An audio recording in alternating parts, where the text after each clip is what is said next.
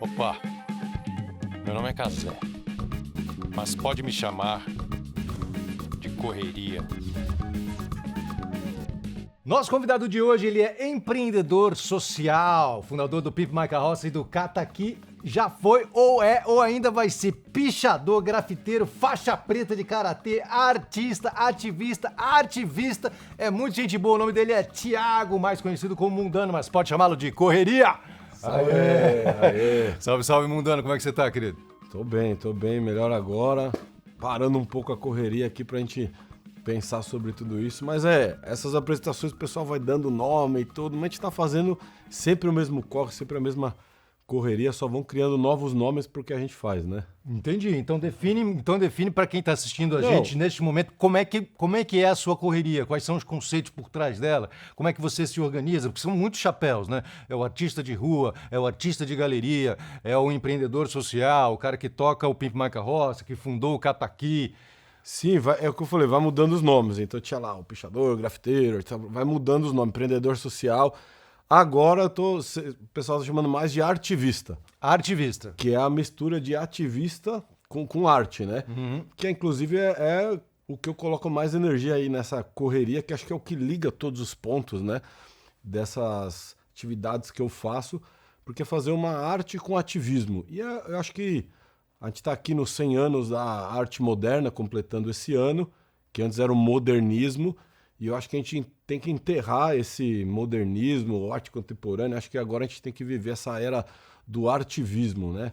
Seja na música, enfim, qualquer linguagem artística, diante aí dos desafios que a gente tem enquanto humanidade, emergência climática, enfim, a gente vai precisar de todas as ferramentas, né? Desse ativismo cada vez mais forte e acho que a arte unida ao ativismo, é uma grande potência aí de transformação. Com certeza. Você está com que idade? 36 anos. 36 anos de idade, o cara novo ainda, tem muito chão pela frente. Vamos voltar um pouquinho para trás. Como é que você começou nesse mundo da arte, de desenhar, de grafitar, de pintar? Como é que foi que surgiu na sua vida?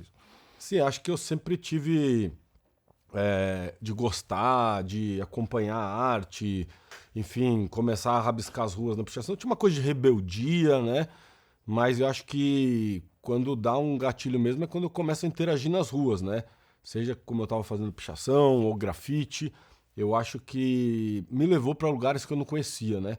Então a rua, do jeito que é plural, mostrar as desigualdades. Então fazendo grafite eu acho que eu tive esse contato. Então assim... Você falou que teve uma rebeldia, inicialmente uma rebeldia que te levou às ruas para pintar. Que rebeldia era essa? De onde veio isso? Eu cheguei a fazer uma exposição, sei lá, 2005, 2006 lá, e eu fiz uma exposição de arte. Putz, que legal, mas você vê que quem ia na exposição tava às vezes interessado no vinho que tava servindo, ou a arte que ia combinar com o sofá. Enfim, eu achava uma merda que esse mundo da arte. Ainda acho, eu tenho críticas enormes ao mundo da arte. Então, eu vi e falei, essa não é a minha parada, né? Acho que tem que estar na rua. Até porque a arte no Brasil é muito elitizada. 90% da população do Brasil, é um dado antigo, acho que do IBGE, nunca foi uma galeria ou um museu. Então, minha arte, ela, para mim, essa rebeldia, ela tinha que fazer sentido e acho que na rua é o melhor lugar porque é onde todo mundo se mistura. Esses primeiros trabalhos seus, qual era a temática deles? Eu fui experimentando muita coisa, já fiz abstrato, figurativo, enfim, mas eu acho que quando eu me encontrei mesmo, assim, eu acho que como artista mesmo, foi em 2007, que eu comecei a espancar a cidade. Na época era a gestão até do Kassab, que pintava tudo de cinza, e aquilo me estimulou. Então, quanto mais eu pintava, mais apagavam. Quanto mais frases de impacto, eu comecei até a desenvolver uma coisa que eu chamo de grafite papo reto, que é escrever mensagens junto com o grafite, porque tá todo mundo ali na correria, no dia a dia, e eu não queria fazer um código que ninguém entendesse o que eu escrevi. Eu queria falar com essas pessoas que tá no ônibus, que tá no carro, no trânsito, com o pedestre, com o ciclista. Então eu começo a interagir. Então eu acho que quando me dá essa luz de eu, me encontrei, é isso que eu quero fazer da vida, com dedicação, acho que foi em 2007. Que aí eu começo a interagir com a cidade e vejo o que impacta, né? Então eu começo tá tendo uma remoção de uma favela, eu vou lá e pinto e falo sobre moradia. Ou se a pessoa é um lugar de trânsito, que eu mesmo pegava esse trânsito. Aí eu ia falar, você é um escravo do trânsito. Começava a interagir e fazer as pessoas terem reações, né? Então eu comecei a usar a arte bem como um despertador para as pessoas, porque senão todo mundo fica aí na correria e esquece às vezes do sentido da vida, a gente trazer aí mais igualdade, mais coisas, então... Total, você falou de despertador. O que despertou você? Deixa eu só entender, assim, se socialmente você era uma pessoa que estava sofrendo as mazelas que a grande maioria da população sofre, ou se você estava de alguma forma protegido disso e teve um despertar diferente. Não. Vou trazer um exemplo aqui, guardado as devidas proporções. Siddhartha Gautama, Buda. Pô, o cara vivia dentro de um palácio, não sabia nada, que acontecia na vida, tudo maravilhoso. De repente o cara vai à rua e, caramba, descobre o que a vida é de verdade e como o poder estava oprimindo as pessoas, o povo, naquele momento, no reinado em que ele vivia. Então, sim, você tinha um reinado próprio em que você estava protegido ou desde o começo você teve... Não, eu estava dentro dos meus privilégios, protegido, confortável, podia estar... E justamente isso me incomodava de ver a desigualdade. Então, Como é que você via a desigualdade? Foi na rua? fazendo grafite, fazendo pichação. Eu ia o quê? Pintar embaixo de um viaduto, né? Ia pintar um lugar. Então, aí eu encontrava uma pessoa em situação de rua. Aí eu começava a interagir, opa, tudo bem, José, João, Joaquim, sei lá, ia conversando. Porque, na verdade, eu estava pintando a casa dele. Então, e aí até que eu percebo que iam apagando meus grafites também, mesmo protestando da moradia, da desigualdade. E foi aí até que eu pinto a ferramenta de trabalho de um deles, de uma pessoa em situação de rua, que era o carrinho, a carroça. E aí eu vi que às vezes aquele era o único, vamos dizer, patrimônio que ele tinha ali. Então eu vi que eu mexia na autoestima dele e que a minha arte dava mais visibilidade. E aí eu comecei a amplificar as vozes. Então nessa conversa que eu estava tendo com um catador, com uma catadora, eu vi o que tinha que falar. Ainda mais, né, isso, sei lá, há 15 anos atrás, todo mundo falando de sustentabilidade, agora muito mais, mas naquela época já havia essa diferença da sustentabilidade enquanto discurso e na prática quem fazia era o catador. Então, para mim, isso foi um grande despertar. E aí eu vi que eu podia usar os meus privilégios e tal para ajudar aquela pessoa. Então, acho que o meu despertar é quando eu vejo que eu posso impactar positivamente pessoas, né? Ali era um catador, um indivíduo, mas depois o despertar foi maior, quando eu entendi que eu podia fazer isso pela categoria e criar algo positivo com a arte, né? Não só arte decorativa ou arte para pintar um lugar, fazer grana, nunca foi o meu mote. O meu mote era que a arte impactasse as pessoas. Então, tanto quem está passando, mas na verdade é aquela pessoa beneficiada com a minha arte. Então, era o melhor lugar para eu fazer arte. Então, não era numa galeria, numa exposição. E outra, eu pintando, por exemplo, um carrinho, uma carroça, é uma arte móvel. Ela circula pela cidade, soltando mensagens, e a prefeitura não pode apagar. Então, aí que eu despertei e falei, vou pintar todas as carroças de São Paulo. E antes eu tinha uma visão meio que, essa coisa de catador acontece em São Paulo. Mas, na verdade, é um fenômeno global. Até em países desenvolvidos tem essa questão, né? Onde tem desemprego, desigualdade social, desperdício e descaso do poder público, são esses 4Ds, tem De catadores. novo, olhando para aquela câmera, os 4Ds. Os 4Ds. Desperdício, desigualdade, desemprego e descaso do poder público. Então, por exemplo, se eu vou, sei lá, para os Estados Unidos, Nova York, ele tem esses elementos, tem catadores lá só aumentando. Aí você vai, sei lá, em Viena, na Áustria, não tem o descaso do poder público com resíduo, com coisa, então vai ter menos, mas começa a ter com refugiados, enfim, maior desigualdade. Então, comecei a viajar e vi que não era uma coisa só de São Paulo e que era uma categoria invisível. Então, para mim, eu acho que esse foi o grande despertar e aí que eu começo uma correria brava focado em fazer minha arte fazer um sentido, né? Então foi essa primeira carroça que você pintou ali de forma... Não foi uma coisa planejada, foi uma coisa que aconteceu, você encontrou essa pessoa em situação de rua, um catador, pintou essa carroça e a partir daí você começou com o projeto Pimp My Carroça. Conta um pouco do projeto. Isso. Então, acho que foi trocando uma ideia com o catador, eu vi que, aquela pessoa invisível tinha muito para me ensinar. Porque o que eu aprendi em outros lugares e tal, aquilo estava acessível, mas aquela sabedoria, eu que estava tendo o privilégio de conversar com ela. Então, os catadores me ensinaram um novo jeito de ver o mundo. E que isso, até hoje, as coisas que eu faço é o reflexo disso, de conversar com tantas pessoas e entender que aquela pessoa está ali por outros motivos, tem uma história e tudo mais. E aí eu fico 5 anos, né, desde 2007 até 2012, fazendo essa correria sozinho e era enxugar gelo, né? Porque eu tinha minhas limitações, eu sou um braço pintando, uma mente pensando. Eu vi que não era só pintar o carrinho, eu tinha que reformar, existe um problema no eixo. Aí comecei a comprar itens de segurança para colocar fitas refletivas, enfim, tentar. E aí eu vi que sozinho, aí que eu despertei, de novo, acho que meu grande despertado é quando eu faço o PIB Mais Carroça, que eu falei, por que eu tô fazendo isso sozinho? Uma correria sozinho você não vai longe, né? Você quer ir longe, vai em grupo. Então, aí que eu tenho a ideia de falar, eu vi até artistas, pô, Mundano, encontrei um outro carrinho, uma carroça, não pintei, porque senão ia estar te copiando, mas me deu vontade. Então isso foi me despertando. Que eu, Tinha isso? Alguém falando? Não, e ao contrário, eu falei, mano, por que você não pintou? Aí eu fui despertando que assim, a gente precisava de mais gente, não só com a habilidade da pintura, grafite, mas com atendimento médico, enfim. E é outra mentalidade, é uma mentalidade bem do catador, que você falou que você aprendeu bastante com eles, né? Não é tipo, isso aqui não é um property meu, não é um copyright, não tem isso. O negócio é quanto mais pessoas fizerem, melhor. E aí faz um movimento, né? A gente faz uma vaquinha na internet.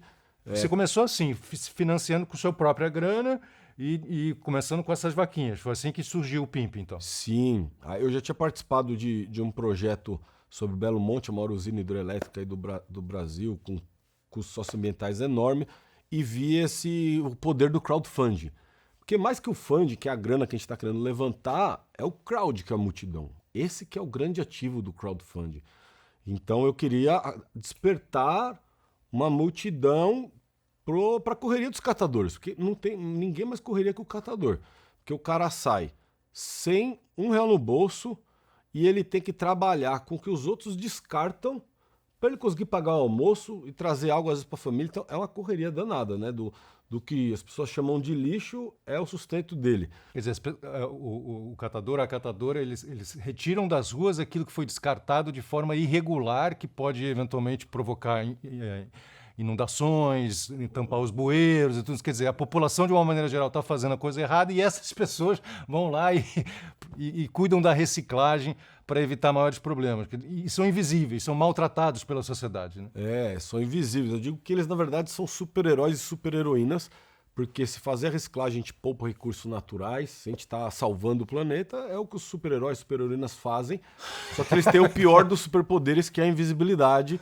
Então, assim, trazendo cores, mensagens. Na verdade, então, assim, nem é um poder deles, tipo, é um problema dos outros que não conseguem enxergar, né? Verdade. Então, e aí com o grafite eu vi que eu conseguia dar essa visibilidade, mais pessoas. Então começou aí catador para capa de jornal e dar mensagem. E quando a gente faz primeiro uma carroça, no Anhangabaú, que a gente ocupa lá, cara, tinha fila de imprensa para falar com o catador, do dia para noite, sim. E aí o legal é que surgiu demanda, como o Brasil tem essa desigualdade, de fazer o Pimp My Carroça em vários lugares. A gente começou a criar ferramentas, embaixadores, enfim, a coisa foi crescendo como um movimento. Então, uma correria de muita gente, né, trazendo reconhecimento para essa categoria de trabalhadores. Números agora, Pimp My Carroça, como é que está hoje? Quantas pessoas trabalhando, quantas pessoas atingidas, Legal. Quantos projetos? Vamos lá. O Pimp My Carroça fez 10 anos esse ano, uma década aí de ativismo em prol dos catadores. Já passou por 55 cidades de 14 países, seja com ações pequenas ou grandes, né? A gente já turbinou aí mais de 30 cooperativas, que são os catadores organizados dentro de uma cooperativa, e já envolvemos mais de 2.000 artistas, seja ilustradoras, grafiteiros, enfim, doando seu talento e fazendo, talvez essa seja a maior exposição de arte móvel do Brasil, ou não sei, não tenho notícia, é uma exposição móvel e com cunho social, ambiental, né? Porque acho que Qual a estimativa de quantas carroças já foram Então, montadas? a gente já atendeu mais de 10.000 catadores, mas carroças devem ser cerca de 2, 3 mil, que às vezes reforma a mesma. Então, assim, a gente tem, hoje o nosso número é pelos atendimentos, quando a gente faz esse benefício direto. Por exemplo, uma cooperativa pode ter 120 catadores, quando a gente revitaliza a cooperativa, sabe? Então, isso, a gente foi aprendendo, eu mesmo não sabia nada sobre o setor, hoje eu vejo, e falando em números, a loucura é que a gente enterra por ano 14 bilhões de reais por não reciclar. Nossa. Então, na verdade, a gente está enterrando dinheiro, e recursos naturais que valem mais que dinheiro. Mas, além de enterrar dinheiro, a gente paga para enterrar dinheiro, com as concessionárias, tudo. Então, assim, é uma injustiça gigante, e acho que juntando mais artistas a gente trouxe essa voz para mais pessoas. Por exemplo, a mídia, a imprensa chamava de catadores de lixo. Cara, foi um papel que a gente fez de corrigir. Então o cara falava, catador disso. Não, catador de material reciclável. Aí o editor lá punha na matéria, catadores de lixo têm carroças pintadas por artista. Aí eu ligava lá, faz a errata. Então de tanto insistir hoje... Correria, essa é correria. A correria. O cara Então vai tem lá, uns legados. agita todo o evento, aí depois ainda tem que ligar pro maluco para falar, pô, escuta, muda aí o texto, não é bem assim. Enfim, a correria vai, né, nesses 10 anos, ela vai progredindo justamente com habilidades e um time. Você perguntou, hoje o Pimp My Carroça tem 30 pessoas trabalhando. Uau. Né? Então, uma loucura aí, muita gente, muita energia, competências. E assim, uma galera engajada que faz toda a diferença. Isso fora quando a gente vai fazer um evento, fora outras coisas. Sim, então, mas começou ali em 2007 com o crowdfunding, que você Isso. falou. Hoje em dia, como é que é? Crowdfunding, não. Como é que você financia 30 pessoas trabalhando de forma fixa num projeto tão bacana como esse? É uma loucura isso daí, mas a gente hoje tem vários modelos. Então a gente tem desde fundações internacionais apoiando, a gente tem desde doações de pessoas físicas, que é na linha do crowdfunding. A gente tem até programas com poluidoras, empresas aí que geram essas embalagens, atrelada à nossa missão, apoiando principalmente o Cataqui, que é o aplicativo, leis de incentivo à cultura. Acho porque o projeto ele é multi, a gente trabalha, né, o social, o ambiental, cultural, e aí dentro disso você tem recortes. Então assim, a gente tem, e usando agora a tecnologia, então a gente consegue aí ter, vamos dizer, um mix, uma batalha enorme para a gente conseguir continuar crescendo. E a gente, desde a fundação dos 10 anos, a gente só cresce. País em crise, a gente só cresce por quê? Porque é uma coisa essencial, né? O que adianta aí hoje você ter os recursos que for, não sei o que, você vai lá na sua praia, lá você tá cheio de plástico. Então assim, para os desafios que a gente tem e as metas que a gente tem de sustentabilidade até 2030, vai reciclar tudo, isso aqui, não vai acontecer no Brasil se a gente não investir nessa categoria, que hoje pode ter até mais de 1 milhão de pessoas trabalhando. Uau! Só que essa estimativa que 1 milhão de pessoas no Brasil hoje estão ajudando a sociedade a recolher isso, e não essa integralmente. riqueza Tem que gente tá que faz, por lançada exemplo, nas ruas. a pessoa pode trabalhar com a faxina ou trabalhar num restaurante e juntar as latinhas. Então, complemento de renda também. Porque a gente tem mais de 3 mil lixões ativos no Brasil que já tinham sido extintos, né? Então, é uma diversidade enorme de profissionais trabalhando, né? Hoje, por exemplo, muitos catadores empreendendo, né? Com suas combis, caminhões, fazendo pequenos... Enfim, e aí a gente foi entendendo essa dinâmica e eu não aguentava mais, Casé, porque daí chegava lá um amigo, pô, tô fazendo uma festa aqui, mundano, ou meu condomínio não recicla, mundano, me ajuda aí, me chama um catador aqui pra ir. Aí eu falava, beleza, onde você mora, tal, puta, tem um catador que eu conheço que eu pitei uma vez, há uns 2 anos, eu vou falar com ele. E eu ficava meio de pombo-correio conectando isso. E aí faz 5 anos que eu tive a ideia de, quer dizer, mais de 5 anos é que existe o Cataqui aplicativo, mas que eu me dei conta que eu não podia ser secretário dos catadores, né? Quero ser artista, né? Isso, na verdade, tomou minha vida, né? Equipes e tudo. E aí eu falei, preciso de uma plataforma que conecte. E aí começou a ter esse boom de apps e eu comecei a baixar todos os aplicativos de reciclagem do mundo. Tava lá, Recycle. Vamos fazer uma pausa aqui antes de a gente entrar nesse caminho. Eu quero te espremer um pouco mais, cara. Tá, porque pra gente é vamos lá. importante a gente passar como é que funciona essa estrutura por trás. Porque senão parece muito fácil. Não, agora a gente trabalha com fundações, trabalha com... Não. Como é que é isso, cara? Como é que é trabalhar com uma fundação? Como é que é buscar dinheiro internacional para investir num projeto? Que tipo de número você tem que apresentar? Que tipo de prova de trabalho, de resultado? Deve ser difícil pra caramba. É você que faz o contato direto, você tem uma equipe que faz, você abre os contatos e as outras pessoas entram fazendo o restante. Como é que é levantar dinheiro para isso, cara? Sim, é uma correria danada, mas de novo, toda a história é tudo orgânico e foi acontecendo naturalmente. Então, por exemplo, quando a gente te levanta lá 60 mil reais para fazer um evento que custaria inclusive 500 mil reais se a gente fosse pagar as pessoas, porque é tudo voluntário, artista, enfim, a gente teve um sucesso lá em 2012. Mas, e aí fudeu, porque vinha demanda do Brasil inteiro. Ô, Mundano, vem pra Curitiba, vem pra lá, vem pra Recife, vem pra Manaus. As pessoas queriam que você fizesse o evento do Lá, Pimp My Carroça em outras eu cidades. sou artista, tem catador, eu organizo tudo. Só que no fim, eu ainda bancava, fazia meus trabalhos, bancava o Pimp, que nem existia de verdade, né? E aí a gente foi evoluindo, um time muito pequeno, eu e mais uma pessoa, eu e mais 2 pessoas, a gente conseguiu fazer algo maior. Só que foi legal, acho que até eu fiz uma palestra no TED Global, e que foi para milhões de pessoas, de estar traduzido em 36 línguas, aí eu comecei a ser chamado para viajar o mundo contando essa história, né, de como a arte transformou e tal. E aí, enfim, vou conhecendo pessoas e falando ideia. Então fui fazendo essas pontes e a mídia também, a gente conseguiu muita mídia positiva. Só que, na verdade, você falou aí da correria, conseguir recursos para uma equipe. Sim, como é que Cara, faz? a gente falou mais não do que sim até hoje para grana. E acho que esse que é o sucesso do Pimp My Carroça. Você falou mais não do que Mais sim. não. Como é que é Principalmente isso? as grandes propostas com recursos, a gente falava não. Porque a gente não pode entrar. Então a gente sempre nadou. Acho que a minha correria é nadar contra a correnteza. Por quê? O que acontecia? As empresas, eles querem justamente fazer uma passada de pano, né? O greenwash. Eles investem mais no marketing, na propaganda, não sei o quê, do que na ação de fato. Então, eu não podia compactar com isso, ainda mais que a gente veio da sociedade civil e tudo mais. Então, eles viam, vamos fazer uma propaganda aqui com os catadores. Eu falei, não, a gente não faz isso. Se você quiser fazer, a gente faz o nosso evento, que a gente ajuda os catadores. Então, a gente foi dizendo não, mas a gente conseguiu algo mais importante, né? Captação, que é a credibilidade. Credibilidade com os catadores, com a sociedade civil, com os artistas e com as empresas, com tudo. Então, acho que a gente apanhou muito por muitos anos.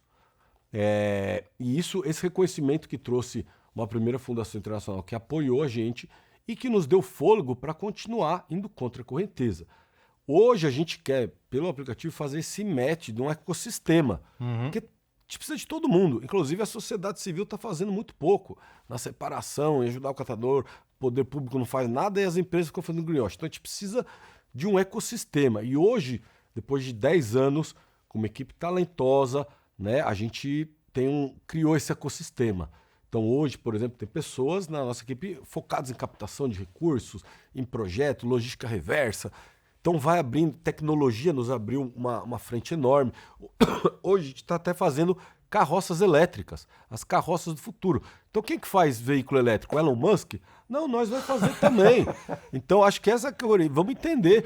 E é um desafio, o pessoal achava que eu era louco fazer carrinho elétrico. Não, vamos juntar quem sabe. Vamos fazer um hackathon, colocar catador, especialista em energia renovável e vai sair uma carroça elétrica. Enfim, e saiu, estamos aí testando 6 e a gente quer escalonar. Então assim, mas eu acho que o segredo que você falou para ter isso são pessoas engajadas. Então, assim, por muito tempo eu estava lá na correria, eu queria participar de todas as reuniões, mas é impossível. E eu vi que justamente o meu potencial maior é enquanto artista. Então, acho que minha grande crise aí é que eu comecei a mergulhar e sentir essa responsabilidade de cada coisa que a gente podia fazer e criar, ajudar tantas pessoas, milhares de catadores, que eu fiquei, de artista, eu fiquei de lado. Não fazia mais exposição, não tinha tempo para as minhas outras correrias e tal. E aí vai minguando, né, vai cara? minguando. Energia, Então hoje força vital que te mobiliza, vai... Isso, então hoje eu que não tô, a Letícia que é a diretora, tem coordenações, eu venho lá trazendo o que eu posso agregar, a experiência que eu já tive com a categoria, abrindo portas, mas hoje é um núcleo atômico. E você é um mobilizador, então. Você se vê assim, dessa forma, um cara que mobiliza, que põe fogo no negócio. Provocador, né? Provocador Isso. e tal, joga uma gasolina. O pessoal veio, Tudo ó, bem. pensou isso aqui. Falei, mas só vamos fazer mais. E eu, como assim, né? Então acho que você tem que puxar a régua pra cima, porque os desafios são gigantescos, o tempo passa assim, a gente vê.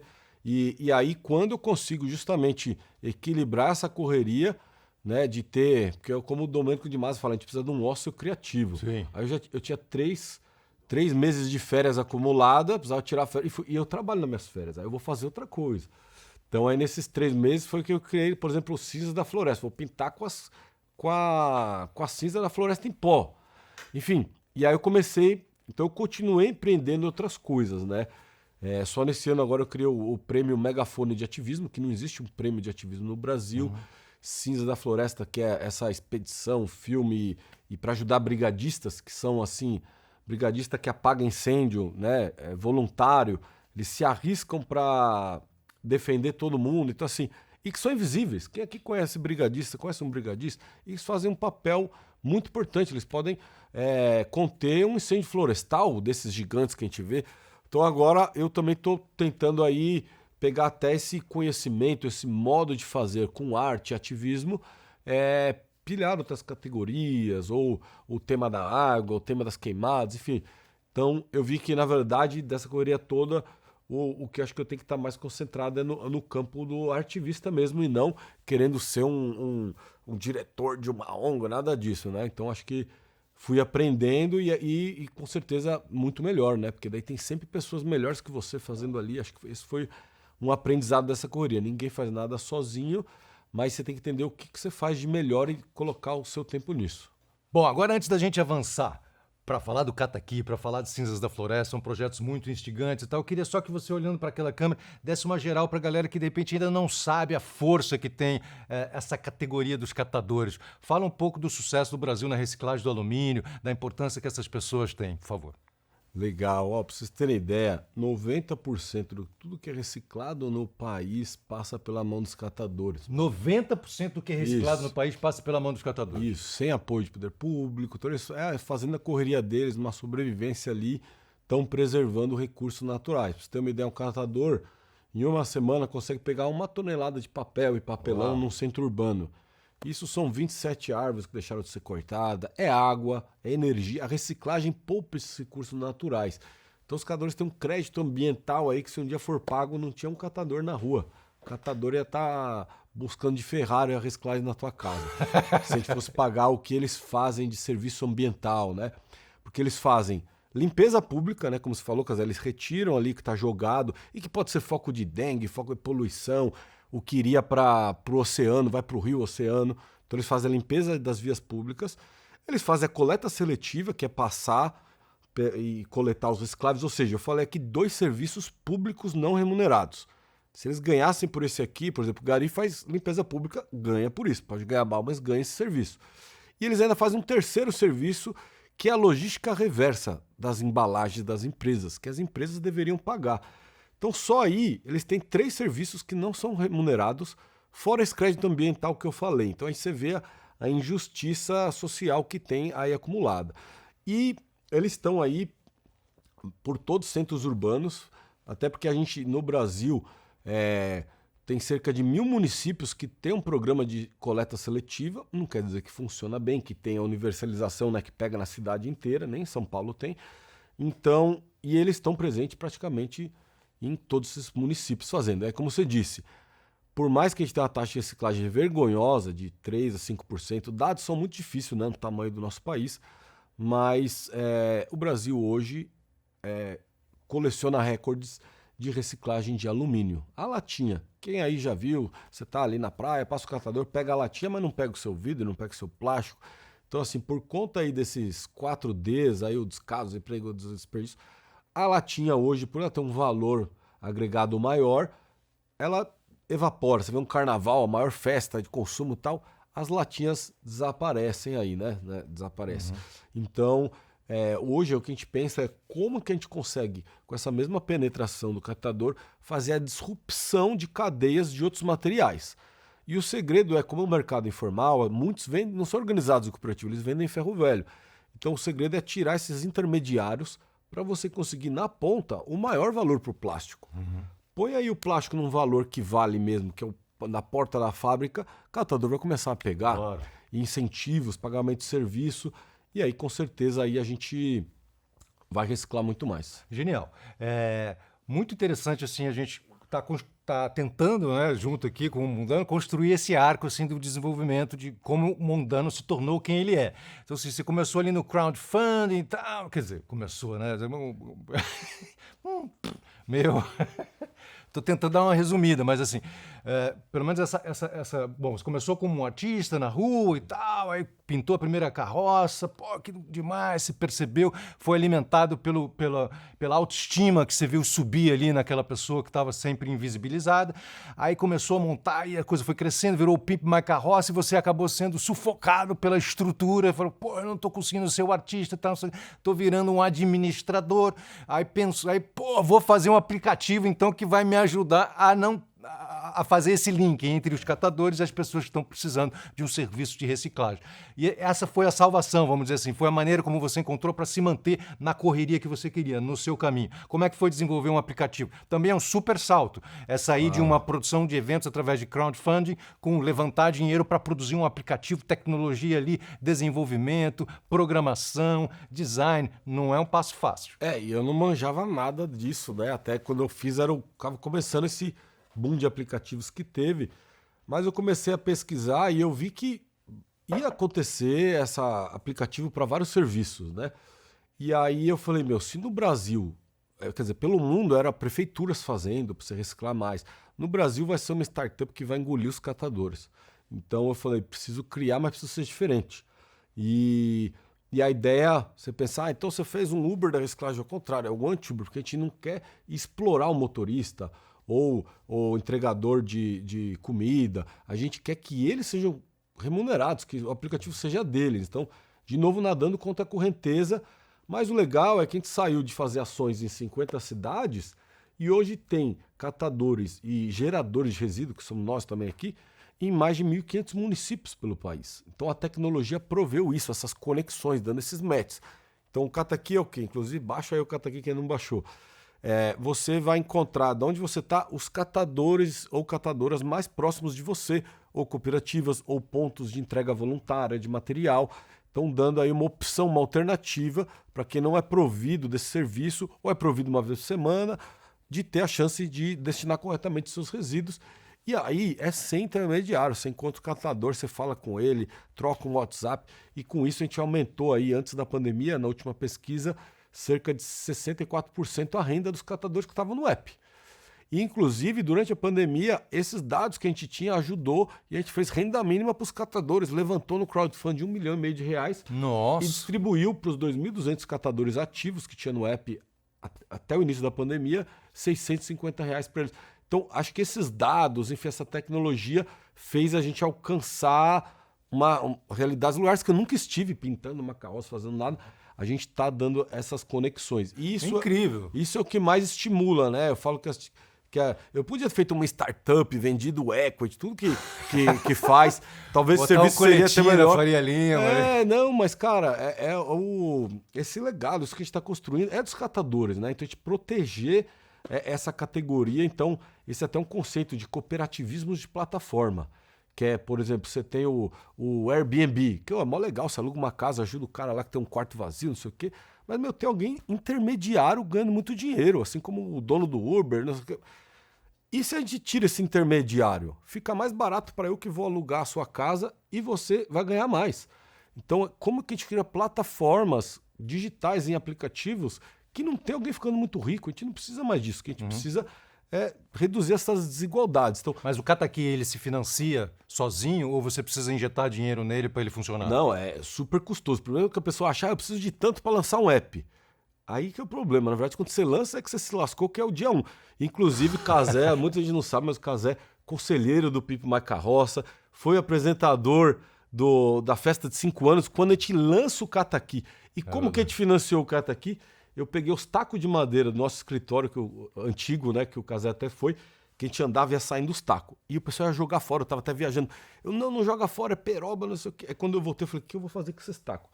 Aí eu vi que se colocasse um aqui, fazia uma carrocinha. Então a gente fez miniaturas de carroça, um mini mais carroça. Foram acho que 350 que a gente fez. E a gente vendeu. E foi aí a primeira grana do Cataqui, pra gente desenvolver o começo. E nisso a gente consegue mídia, os artistas divulgam o Cataqui. E, querendo ou não, explodiu. Aí tem as redes sociais. Aí viralizou uma vez no Twitter, derrubou nosso servidor, caiu o Cataqui, porque não tinha nem... Enfim, mas agora, para a gente conseguir fazer ele ter presença em todo lugar, é um desafio gigantesco. É tipo uma demanda infinita, vamos dizer assim. Então hoje, as empresas que também querem fazer a logística reversa dos seus materiais, então a gente criou o Cataqui Mais, uma forma de ter esse investimento privado, mas para aumentar o pagamento do serviço, que é o que eu falei que não é pago. Então a gente está testando outras coisas, de novo, para a missão do Pipe Mais Carroça é aumentar a renda do catador, a remuneração justa, o reconhecimento. Então, do que era só uma pintura, hoje a gente está fazendo tudo isso. E num mundo que cresce uma startup e um aplicativo por semana, do tema. Então, e a gente vai, de novo, numa contramão aí, mas hoje a gente se estabeleceu aí como o maior aplicativo de reciclagem do país, com catadores conectados e com muitos desafios, porque não é que você clica, vem, em 2 minutos, tira, não. É um lance que a gente conecta a parte humana. Então a gente quer que você conheça o catador da sua região, converse com ele, então a gente não é intermediário, a gente é um grande conector de... É um promotor, né? Um Isso. promotor de contatos, de rede, de... É. Uau, e cara, e como é que você lida com todos esses desafios, né? Porque você parece um cara, assim, os desafios são gigantescos, né, cara? Como você falou, assim, sua correria é nadar contra a correnteza. De onde você tira energia, cara? Como é que você mantém esse otimismo, esse brilho no olhar e tal, para ir fazendo coisas cada vez mais complexas, né, na verdade? Eu acho que o meu Parou combustível... Não, peraí, vamos tomar um café. Não, acho que o meu combustível é o ser humano, eu falo, é os sorrisos, né? Então, esse sorriso estimula, você tá lá cansado, não sei o quê, vai trabalhar no fim de semana e não faz coisa. Motivos pra você parar e dar uma brecada não faltam, mas é quando você vê que impacta e tal. E, enfim, isso é o que estimula de continuar fazendo a correria, e vamos lá. Quando cai uma pandemia e que a gente pensa que sai os primeiros estudos que o vírus do coronavírus ficava numa latinha, que é onde o catador põe a mão, 5 dias, 3 dias, eu falei, pô, vai ser um massacre dos catadores, porque eles não têm casa, muitos, né? Vão ter que continuar trabalhando, o vírus está na elite, eles vão se contaminar, imagina um lixão, vai ser um massacre. Então, e aí não tinha álcool em gel e tal, e eu falei, me lasquei, fiquei pensando como que eu ia fazer alguma coisa, sentia pressão, e aí eu fiz o kit água e sabão, que é a coisa mais básica, não tinha álcool em gel, nada. E aí eu fiz assim, se você pegar 2 garrafas de plástico, uma você põe água, na outra detergente ou sabão líquido e água, e pendura na carroça, dá para uma pessoa em situação de rua. A galera começou fazendo poste, então assim, você não podia sair na rua, mas era um jeito que você podia fazer algo em casa, com custo baixíssimo, e espalhou milhares de kits de água e sabão para o pessoal lavar a mão, e que funciona tanto quanto o álcool em gel. Então acho que dessa pressão e de impactar pessoas é o que me estimula. Aí, porra, esse kit de água e sabão foi um sucesso, um mutirão virtual, indo para várias cidades. Isso me estimulou. E agora, qual que é o próximo passo? E aí vem uma equipe preparada que fala, a gente vai fazer um mega crowdfunding, a gente vai fazer o renda mínimo para os catadores, coisa que não tinha nem pensado. Aí eu falei, então vamos, e aí a coisa vai acontecendo. Eu acho que a parada é isso, acho que esse estímulo, né, de fazer o bem e tal, isso é o meu grande combustível, assim, vamos dizer. E qual foi o maior baque que você já teve? Qual foi o momento da sua trajetória e da sua jornada que você falou, caraca, mano, não esperava isso aqui não achava que ia passar por isso, uma dificuldade, às vezes uma vontade de desistir, um desânimo. Eu acho que ele é dissipado. Eu acho que, na verdade, o maior baque, a maior treta e desafio é isso que eu falei da pandemia. Eu falei, vai ter... Eu fico pensando no futuro, né? Assim, como é que vai ser e tal...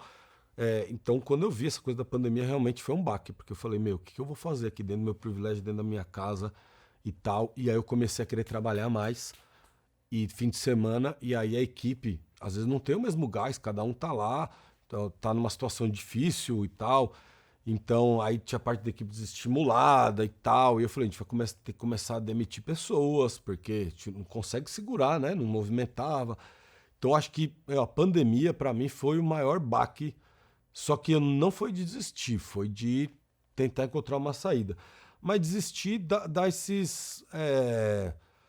Porque ao mesmo tempo que a gente tem notícias incríveis todo dia, também tem coisas ruins, aí tem gente que... Enfim, é muito complexo, são muitos territórios, nem sempre se acerta, então assim... Mas eu não tenho um dia que eu falei, vou desistir. Mas em vários momentos você dá aquela caída, tem o apoio das pessoas, não, vai lá e tal... E depois, acho que essa correria coletiva é o que dá essa energia. Não posso desistir, vou desistir. Tem lá 30 pessoas na equipe, milhares de catadores. Então, acho que é o coletivo que dá essa força para não desistir mesmo. Uhum. Cinzas da Floresta, projeto recente que está no ar aí. Tem filme, tem exposição, tem venda das artes que foram produzidas. Conta pra gente um pouco como é que surgiu. Fala um pouco do projeto e como é que você conseguiu produzir ele. Certo. O projeto grande também, coisa grande. Inclusive, saindo daqui, eu vou na correria lá montar a exposição, enfim. Mas acho que vem muito desse campo de artista, que eu me senti às vezes, né? Pô, tô fazendo tudo isso, mas parece que eu sempre tô devendo e, porra, não consigo pintar mais e tal. Devendo no Serasa ou tá devendo... Não, devendo pras pessoas. Pras pessoas. É que nem aqui, ó, você já me chamou uma outra vez, não consegui, eu tô sempre devendo. Essa é uma sensação ruim de quem tá na entendi. correria. Eu não consigo celebrar as coisas porque você sempre tá devendo, porque você vai conectando, vamos lá, vamos, então você sempre tá devendo. Mas aí, por exemplo, quando teve o crime ambiental lá em Mariana, eu falei, puta, meu, uma coisa desse tamanho, preciso fazer alguma coisa. O rompimento da barragem, Isso, o rompimento da barragem, lá o rejeito que matou, enfim. Nossa, E aí eu falei, eu me senti devendo. Tem uma barragem Alerta, em estado de alerta. São 24 mil barragens, isso foi uma loucura. Bom, 24 aí mil eu barragens. viajando, eu comecei a viajar muito, então eu falei, puta, não consigo nem fazer algo no meu país, então uma sensação ruim. E aí quando rolou Brumadinho, eu de novo viajando pelo mundo, eu falei, eu vou lá. Não sei o que eu vou fazer, eu vou lá. Então, quando eu vou lá pra Brumadinho... Você não sabe. Foi isso aí que você falou. Você falou, eu porra, preciso cara, sentir. é um o chamado. maior crime socioambiental da nossa história, Brumadinho. Maior que Mariana, porque engoliu mais pessoas, então socialmente foi maior. É interessante porque na hora que você descreve, você não fala de acidente. Não é isso? Você Não, fala de crime. É crime Crime Eles ambiental. sabiam, tinha os laudos, enfim. Bom, aí eu vou lá e aí eu entendo, fiz protesto lá, fui entendendo e trouxe uma amostra de lama. Aí, meu, a parada pesada, aí eu decido, meu, isso aqui Da é lama muito... tóxica, você trouxe? Trouxe, a primeira expedição que fiz lá. Aí eu trouxe... Como você trouxe isso, cara? Eu pus num balde de açaí de plástico assim e levei e falei, vou levar, não sei o que eu vou fazer. Só que era muito pesado, cara. E aí depois de uns dias já em São Paulo, aí eu ponho um ímã, falei, meu, tem ferro aqui. E um ímãzinho pequenininho virou uma bola de ferro. Falei, nossa, isso aqui... E aí eu vi que, na verdade, pintava a folha de papel branco que eu pus embaixo assim. E eu falei, vou fazer algo com isso. Bom, aí eu fiz uma releitura de Tarsila do Amaral de Operários em homenagem a todas as vítimas ali. Pintei em frente ao Mercado Municipal um prédio de 800 metros quadrados e fez um impacto danado. Eu lancei exatamente quando fez um ano do crime de Brumadinho. Então, já sabendo desse ativismo que dá para fazer com provas de crimes ambientais, eu estava na pandemia também vendo que estava queimando, como sempre, mas especialmente agora, nesse contexto que a gente está, os biomas. Pantanal tinha queimado 30%, a Amazônia pegando fogo e todo mundo passando, enfim. Falei, preciso fazer alguma coisa. Eu queria ir lá apagar fogo. Eu falei, não dá para ficar. Eu estava doando obra, tentando levar dinheiro para o Pantanal, mas eu falei, não é suficiente. E aí eu falei, mano, quero ir lá sentir. E aí que eu tive a mesma sacada. Eu falei, meu, vou pegar o carvão das queimadas e vou fazer tinta e vou fazer uma denúncia. Sim, mas peraí. É o que eu vou lá sentir. Aí, vou pegar o carvão. Não, eu quero saber como foi sair daqui. Vou lá sentir até chegar à conclusão que eu vou pegar o carvão. Você foi lá, o que você sentiu quando você viu? Qual foi a primeira visão que você teve Quando eu tive a ideia, em um dia eu comecei a conectar e falar com o cientista especialista. Comecei a entender sobre o fogo, quando que queima, o que eu tinha que fazer, quantos quilômetros. Então eu fui agitando, tem que levantar recursos para ir também. Enfim, mas aí eu junto a turma para ir, uma expedição, fala, vamos lá para São Paulo, Amazônia de carro. E eu ia pegar. E aí já tinha pensado na obra que eu ia fazer, que era a releitura do Lavrador de Café, já estava falando com o filho do Portinari. Enfim, essa vez acho que foi o projeto que eu tinha 3 meses de férias. Então eu me organizei e falei, vou fazer uma parada, vou me desafiar. Porque a gente tem desafios tão gigantes, a gente não pode ficar confortável aqui. Quero fazer mais, né? Então, sim. E aí... Tinha 3 meses acumulados, aquelas 3 meses que você falou que estava acumulado de férias que você usa para trabalhar. Isso. E aí, enfim, vou encontrar cientista, maior experimento de fogo, entender. Aí eu comecei a entender o satélite, como é que você vê. E é loucura. Se a gente entrar agora, tem 5 mil pontos queimando na Amazônia, nos biomas. E é um reality show das queimadas e não tem, enfim, assim... Só que não é fácil você chegar lá. Então, beleza, eu tô lá, chegamos na Amazônia, vários dias, enfim. Só que os pontinhos estavam longe de onde estava. E não era na estrada, era dentro das fazendas. Então a gente tinha que, literalmente, porque não fui lá de satélite, de drone, de helicóptero, como vai a imprensa. Eu tinha que entrar lá e pegar as cinzas. Então a gente planeja como a gente vai entrar numa fazenda, passar pelo linhão, como a gente vai pegar toda a questão de segurança. Então não estava postando nada nas redes, tem todas essas coisas. Equipe em São Paulo ajudando, caminhos, enfim. E a gente começa a entrar, acha o pontinho, vai atrás do pontinho da queimada, chega lá, um terror, porque eu tava cruzando floresta em pé, quando eu vejo ali devastado, assim. E aquilo que centenário, não sei o quê, em poucas horas, tudo vira cinza. A gente também, se queimar, tudo vira cinza igual.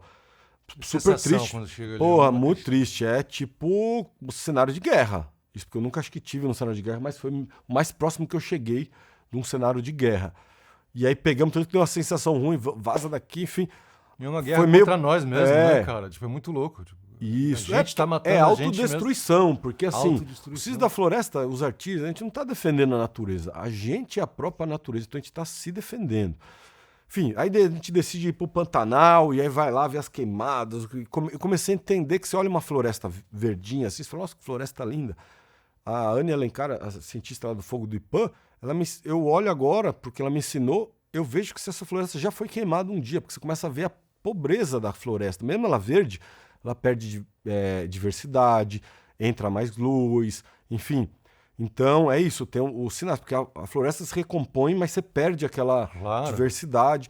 Enfim, fui entendendo, mas a ideia era valorizar os brigadistas. Então não mais os catadores, que também são, como eu falei, heróis, mas os brigadistas que vão lá apagar fogo, porque não consegue ficar parado vendo queimar. A galera vai lá, meio de chinelo, pega a folha de bananeira e começa... Assim que começam as brigadas.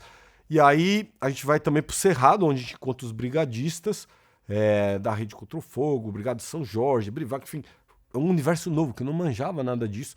Aí eu começo a vir entender manejo integrado do fogo, várias coisas muito legais, isso tudo documentado para virar o filme. Bom, foram mais de 10 mil quilômetros, a gente trouxe aí 200 quilos de cinza para São Paulo, de mais de, acho que foram 19 coletas diferentes, e tem uma diversidade de cores, eu começo a testar, ver quanto que rende. Tudo em pote de açaí também. Não, eu trouxe em sacos de rafia assim, e aí depois eu separei em potes transparentes para eu ver melhor, e aí coloquei, porque daí eu pegava carvão de queimadas do ano anterior, ou do que queimou agora, tinha toda uma paleta ali, muito mais que 50 tons de cinza, né? E aí beleza, fui pintar esse prédio, mais de 1.000 metros quadrados, então em vez do lavrador de café, que é aquela tela do Portinari, que está no MASP, com a enxada, valorizando o trabalhador negro, esse começo do modernismo que eu falei aí, que tem erros e acertos, né? Mas eu escolho essa tela, além dessa figura que eu tirei o lavrador e pus o brigadista, né? Mas porque atrás do lavrador de café tem café, cafezal, que é o quê? Agronegócio que desmatou e fez café, para exportar, para tudo. Então eu conseguia brincar com o cenário, com a história, e a primeira obra modernista da minha pequena pesquisa que eu fiz, que mostra em evidência um tronco cortado. Do lado do lavrador tem um tronco cortado, que na minha releitura vira um mapa do Brasil no formato do tronco. Então eu fui criando várias coisas aí, juntei uma turma de artistas incríveis, Score, André Fermiano, Quinho, Everett, a gente vai lá, porque de novo, eu não consigo pintar um prédio de 1.000 metros quadrados sozinho. Sim. Né? Guindaste desceu até a Loz, o Ata, que são pichadores, uma máquina não alcançava, eu aluguei a máquina maior que tinha em São Paulo, uma loucura. Pintar em 15 dias, fora a responsabilidade de fazer algo do Portinari, enfim. Sim. Mas acho que a gente planejou tudo certinho, pintamos esse prédio só com as cinzas e verniz à base de água, que é o que fixa ele. Teve uma repercussão global incrível ano passado, assim. E aí sobrou cinza, eu falei, vou dar para os artistas pintar também. Eu vou ficar só comigo esse pigmento. Inclusive, eu não inventei nada. Carvão e cinza é o pigmento mais antigo da humanidade. Acho que terra é o primeiro, carvão é o segundo.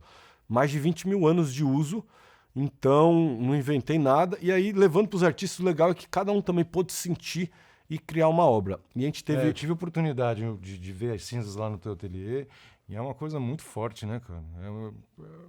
Não sei, uma sensação de morte, assim, como se sua vida tivesse saindo do corpo. É muito, muito, muito impactante mesmo. E não são só árvores, a gente pensa primeiro, mas são animais, insetos, é tudo, né, que tem numa floresta e vira pó, né? Então o Cis da Floresta é um grande grito de floresta em pó pela floresta em pé. E aí eu consegui, aí mobilizamos aí 150 artistas, mais de 150 artistas de 11 estados brasileiros. Foi uma curadoria aberta. Quem ia pedindo kit para o @cinza da floresta, tinha enviando. E hoje a gente tem mais de 200 obras, que é a produção, talvez a produção crítica, artística e coletiva maior da nossa história sobre o tema queimadas, que é uma coisa que sempre aconteceu desde a invasão portuguesa aí, né, de devastar isso. E aí a gente está vendendo essas obras, né, para apoio à Rede Nacional de Brigadas Voluntárias, que está se formando, estruturando, e que está justamente ligando várias experiências de várias brigadas e ajudando menores, enfim, uma coisa super importante que não existe, está sendo criado.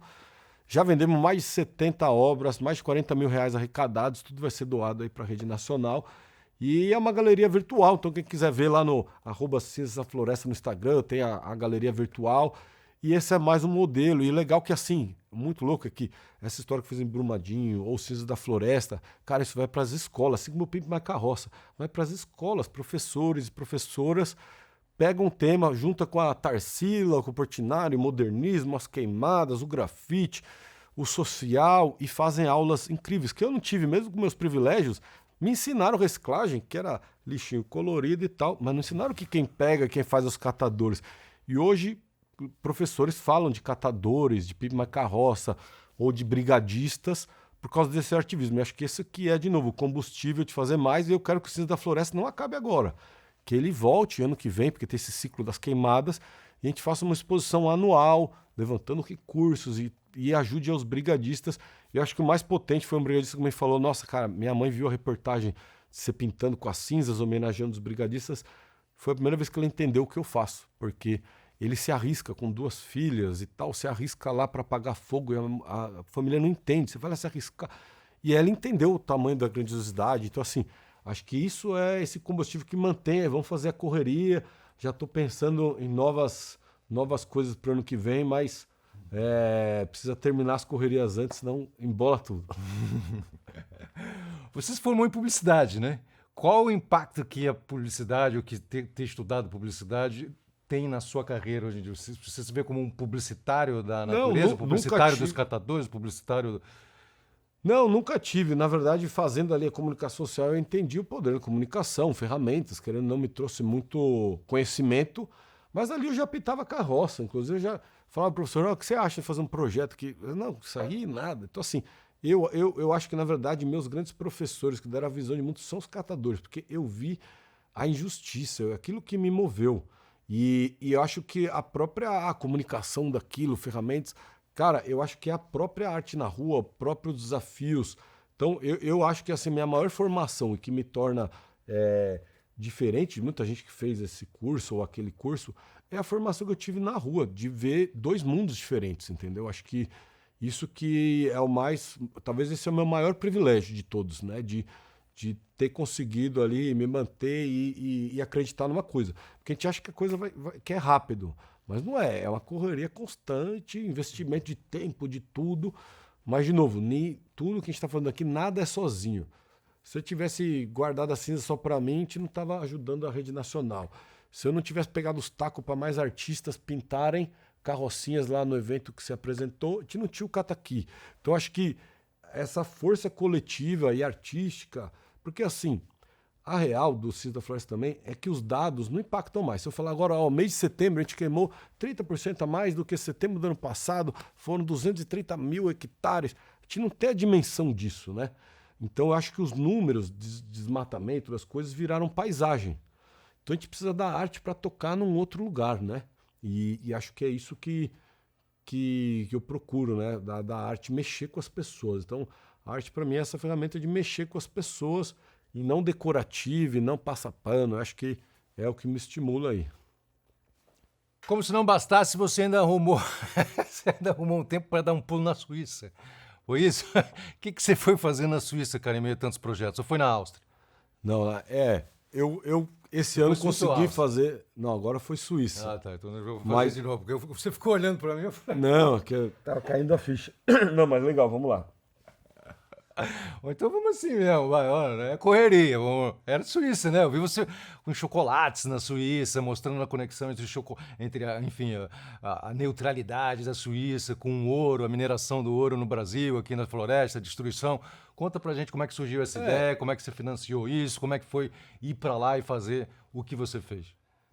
Eu recebi um convite para fazer uma exposição na Suíça, tipo, em um mês, eu não tinha nem tempo de produzir, eu ia ter outras viagens, até os 10 anos do Pimp, eu falei, não vai dar. Então no começo pensei, não vai dar para fazer com qualidade, uma exposição internacional, gosto de ir lá, chegar antes, sentir, e aí eu quase desisti, mas aí eu falei, não, uma oportunidade dessa eu vou desistir, vamos lá pensar. Aí eu descobri que eu não teria tempo, que eu precisava produzir as obras antes e exportar. Dentro daquelas caixas de museu, como levam obras. Eu nunca tinha feito isso. Já fiz exposição internacional, mas eu produzia lá, que é mais barato tal do que transportar.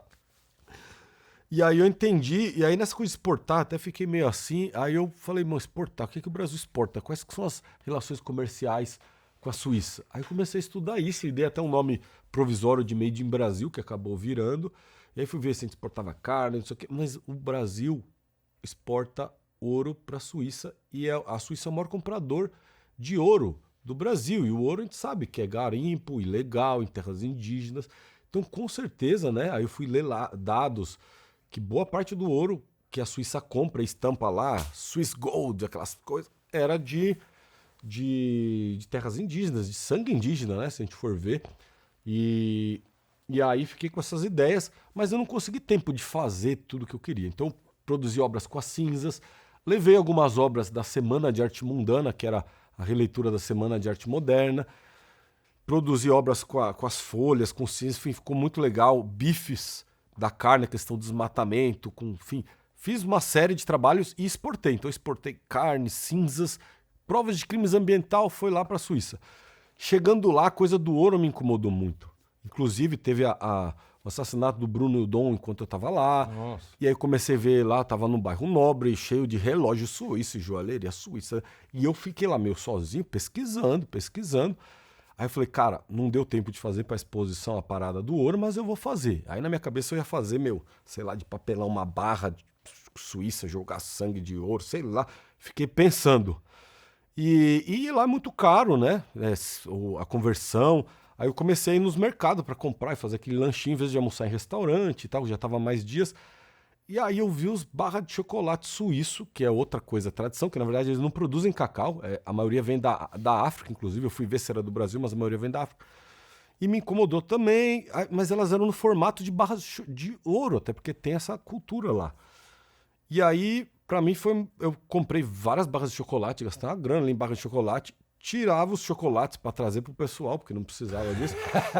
E aí eu pintava de dourado e fui escrevendo, né, que o ouro da Suíça tem sangue indígena, e comecei a espalhar pela cidade, em ponto estratégico, em frente à loja, essas barras, né?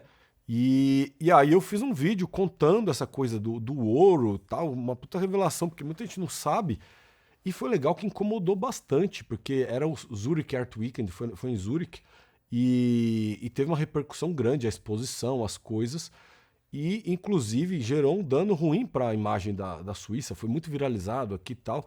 2 semanas depois saiu uma notinha do além. A Suíça não compra mais ouro de terras indígenas e mineração ilegal. Uma nota do governo suíço. Do nada, porque não tinha uma pressão para eles fazerem isso. Então eu acho que chegou ao ponto de incomodar essa relação, porque saiu coisas... Uau. E saiu uma notícia, não quer dizer que fazem, que não, isso que eu ia mas te que você vê perguntar. o poder, não quer dizer nem que foi Poder da comunicação. por conta disso, mas isso talvez foi a pontinha do iceberg que ajudou a eles darem uma nota. Então assim, eu vejo esse poder, uma coisa tão simples, né? Uma embalagem de papel pintada de dourado, então acho que esse é o poder. Isso foi até fora da galeria que eu fiz essa ação, então eu sempre procuro aí questionar, incomodar, os suíços ficaram incomodados, né? Isso eu ia te perguntar, cara, como é que você lida com isso? Porque você é um cara bastante veemente, né? E ao mesmo tempo é um cara delicado, assim, é um cara, assim, você não é uma pessoa agressiva, mas você é convidado para determinados eventos, como por exemplo essa exposição lá na Suíça, e você vai lá e mete o dedo na ferida, né? Não é que você fica fazendo uma arte que não vai incomodar as pessoas que te convidaram, os seus... Como é que fala isso? Quem te convida é o... Enfim, a galeria que tá me convidando. convidado. Mas é igual aqui. Anfitrião. As pessoas que te chamam, Me você chamaram, vai lá eu acabei de... E eu lembro de uma história que você me contou uma vez do TED também, que você foi fazer o TED Global e no dia do TED lá no Rio de Janeiro, você encontrou alguém no elevador e você também provocou essa pessoa. Sim. Como é que foi isso? Acho que a ideia é provocar mesmo. Eu, por exemplo... Mas você faz isso de um jeito que não é agressivo, é muito Não, legal. então, Você tem eu fui uma convidado coisa- para participar, para uma mostra super legal que aconteceu agora, terminou em outubro, em setembro, no Museu Nacional da República, aquele do Niemeyer, lá em Brasília, pô, salão principal, um monte de grafiteiro, pô, uma conquista inédita aí para os artistas de rua. Fui convidado e falei, beleza, exibi o Brigadista da Floresta, o que seria o rascunho, uma tela enorme, levei a cinza, fiz a instalação do desmatamento, fiz tudo. Só que aquilo para mim não bastava, eu queria fazer algo a mais. Tô lá, né? E aí que eu fui fazer? Eu fui abrir o lixo do Museu Nacional para ver se eles estavam separando, porque e aí eu tinha pegado uma carrocinha do Cerrado de catadores levei e eu ia colocar um monte de reciclagem para falar disso também, lá em Brasília, mó importante. Só que aí eu fui pegar material reciclado e achei um monte de flor que tinham jogado no evento, maravilhosas. Uau. E aí eu fiz também um vídeo lá que eu encontrei as flores e, em arranjos prontos e entuchei todas as flores ali na coisa. Então, assim, o Museu Nacional me convidou e eu criticando eles de jogar e foi um sucesso tanto pessoal, diretor, enfim, que no fim eu consegui doar 3 obras que eu expus lá no acervo do Museu Nacional. Inclusive é a primeira vez que eu estou falando isso, que está ainda nas burocracias, mas é isso. Então, e é louco, o artista ainda tem que doar a obra para estar no acervo, né? Não é nem que tem uma aquisição. Então a gente vai fomentando, mas pô, legal. Então agora o Museu Nacional da República tem obras aí sobre as cinzas, enfim. Então você acho que é um pouco está isso. doando 3 obras para o museu. Isso. Que obras que são? Então, são 2 estudos um digital e um brigadista, que inclusive eu usava lá em cima, pendurado no guindaste, e um que é uma tela que eu fiz, foi a primeira vez que eu testei as cinzas, até que foi aí que eu entendi que o grande segredo da cinza é a água, porque a cinza vira uma aquarela. Então, se você pegar o carvão, é o mais escuro, que seria o contorno, cada cinza de um bioma pode ter mais matéria orgânica, então uma vai mais para um marronzinho, outra... Mas quando você põe água, que você tira os tons claros. Então, esse estudo do brigadista, que inclusive não é igual exatamente o prédio, eu doei para lá. Mas é isso de criticar, porque acho que...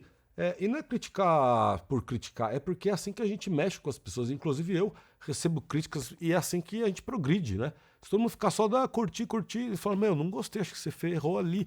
E aí Mas você enxerga que você parece que a sensação que eu tenho, por exemplo, você falou, você foi lá, criticou, fez uma ação que ninguém estava esperando dentro do museu, foi olhar o que estava no que estava sendo nos descartes do museu, achou as flores, trouxe para dentro. Ainda assim o museu ficou feliz, ainda assim o museu te abraçou, te acolheu.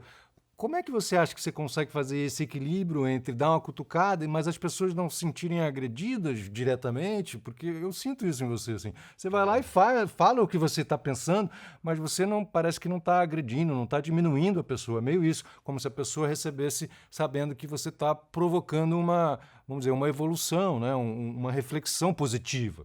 Sim, é um desafio. Aí tem uma pacificação de conflitos, um modo de levar. E às vezes muita gente não entende, pode ficar incomodada, mas eu trago sempre trazendo um argumento de, vamos fazer melhor, essas flores aqui podia ter dado um outro uso, sei lá. Sim, eu lembro que assim, eu fui tomar... Quando como o Nando chegou, a gente foi tomar café na estaçãozinha de café, como eu sempre faço, tomo 2 duplo café quando eu chego. E aí eu tava lá com um copinho de plástico, e você não desceu, foi pegar o seu copo. Eu falei, por que eu não tenho? Eu tenho um copo em casa, eu tenho uma garrafinha de alumínio, posso trazer essa garrafinha, pode andar com ela na mochila. Quer dizer, você também me provocou isso sem falar nada, é uma atitude sua, o que é uma coisa muito legal. Fica essa pressão também, que eu tenho que às vezes dar exemplo. Então, assim, por exemplo, eu não tomo mais cerveja de long neck, faz 5 anos. Eu vou num evento e tem só cerveja de long neck. É ruim, o catador, é muito difícil ele reciclar o vidro, por mais que seja reciclável. Então eu estimulo a ter. Então se não tem, eu falo... O cara me oferece, não tome de long neck. O cara fica até incomodado, eu também. O cara me recebendo na casa dele. E ele, não, peraí, se eu pôr no copo... Não é isso, cara. Posso tomar outra coisa, que você tem a cachaça... Enfim, é que a gente tem que fazer essas provocações, senão a gente fica no mesmo estado de conforto. E isso que vai criando essas mudanças, né? Eu acho que... E acho que a arte, ela dá essa leveza, né? Porque você faz uma crítica, mas por meio da arte. Não acho não, cara. Eu acho que é uma coisa tua, assim, é uma capacidade sua. A gente já está quase chegando no final, mas eu não queria terminar sem você contar a história do TED.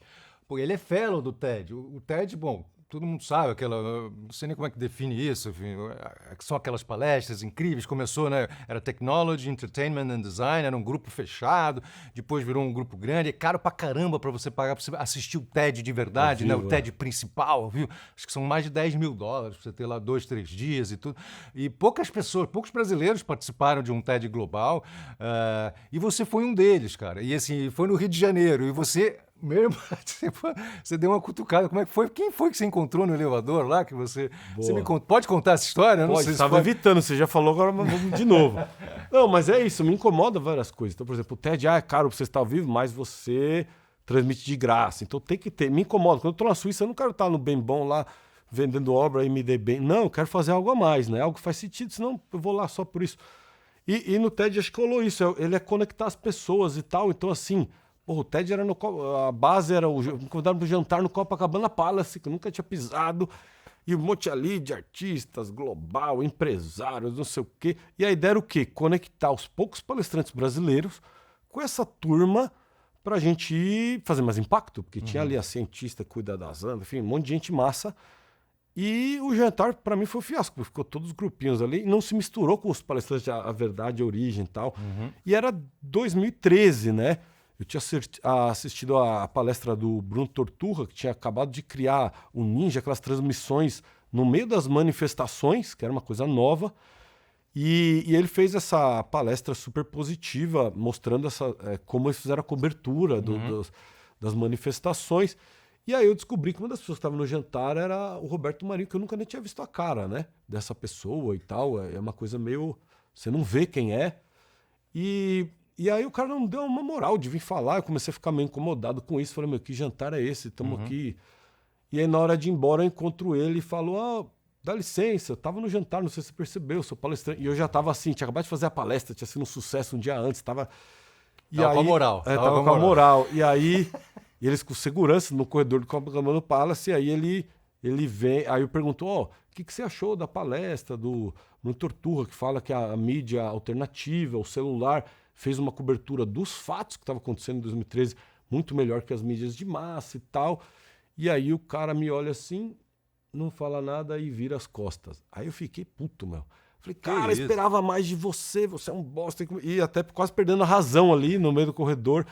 Mas é isso, eu acho que eu esperava que eu falasse pelo menos, a gente tá aprendendo com vocês, mas o fato de ignorar... Enfim, é isso. Então tentar provocar essas pessoas. Aí no dia seguinte postei a história. Em minutos o post foi deletado do Facebook. É mesmo? Eu já tive perfil deletado, tanto que antes era só mundano, depois tive que dar o RG para colocar, para entrar, enfim. Tem todas essas coisas, quando eu faço um grafite desafiando alguma coisa, enfim. Cara, é puxado, tem sempre os dois lados, né? Tem gente que às vezes alguém não gosta.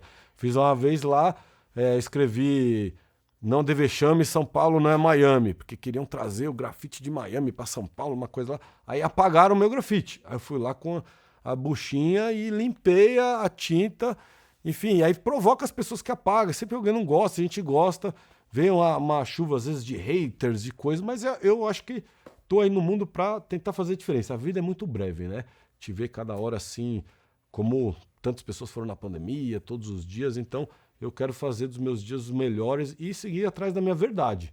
Então, se naquele momento eu tinha que desafiar o dono de uma emissora a pensar sobre as novas mídias, eu não ia deixar de fazer por me queimar, porque o cara não ia me botar em reportagem. Meu, eu não tô nem aí. Eu acho que se eu sinto que eu tenho a razão, a argumentação, eu vou lá, eu fui com respeito, quem me desrespeitou foi ele. Aí, então, gentileza gera gentileza. Mas eu acho que é isso. Vamos fazer um mundo melhor pelas artes, por várias linguagens, porque a gente vive aí um desafio global, acho que é a emergência climática, a própria sobrevivência. Não dá para ter 8 bilhões de pessoas consumindo como a gente está. Então eu acho que a gente vai precisar de todas as ferramentas, como o podcast aqui, Meu Nome é Correria, como jornalistas, como música, como arte. Então todas as ferramentas. E eu acredito que a arte, o ativismo é uma delas. Sensacional, sensacional. Grande mundano, a vida é breve, mas cabe nessa janela sobre o mar. Grande Carlos Drummond de Andrade, maravilhoso. Olha só, a gente tem muita coisa para fazer, tem muita correria para seguir. Então é o seguinte, olhando para aquela câmera, quais são as redes sociais do Mundano, Pimp My Carroça, Cataquip, dá todo o serviço para a galera que estiver nos assistindo, quiser acompanhar e dar força também. Quem quiser acompanhar a correria... No Instagram lá tá @MundanoSP, @PimpMyCarroça, @Cataquiep, @Cinzas da Floresta, @Megafoneativismo, que é um prêmio de ativismo aí, que é o Oscar do ativismo, que a gente tem que reconhecer os ativismos.